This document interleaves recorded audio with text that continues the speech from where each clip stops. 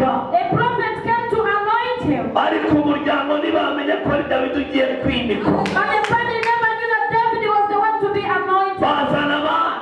They brought others. Dawidi aguma mu ishyamba. And David was in the wilderness. Ariko igihe kiragera. But time came. Abandi bose Imana irabagaye. And all those people God refused them. Umvira ijambo nkubwiye itariki uryandike.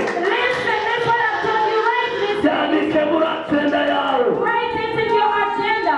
Imana irakubonera ahantu kure. The Lord is looking at you in a public. Ndibona kureba nkabona umuntu udasa. I'm looking at you and I see you're a special person. Ndibona kureba nkabona biriya bintu. I see that all those things Ubona ko bitagishobotse. which you think they are impossible. Habona Imana igiye gukora ibitangaza ndabo. And I see God is making you double miracles. Biriya bintu rero.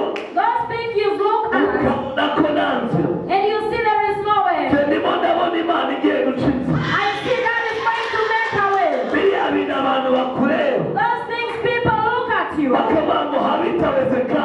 They say you're not succeeding. Ndimo ndabona njye bigiye gushoboka mu banga. I see they are going to be possible. Hari ikintu Imana igiye gukora. There is something God is going to Hari do. ikintu Imana igiye kurema. There is something God is going to make. Hari ikintu Imana igushyiriyeho. There is something God has put for you. Icyo ni igitangaza cyane. That is your miracle.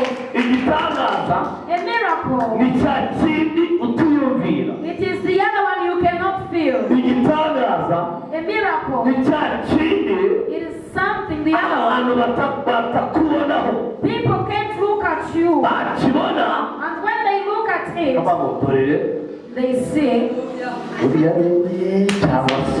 is this the one or not? Ariko But turabona sana. it's as if he's the one. Yewe You.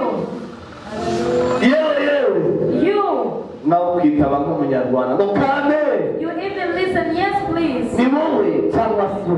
They ask, are you the one or not? Tumwe ngo ni yewe ariko ni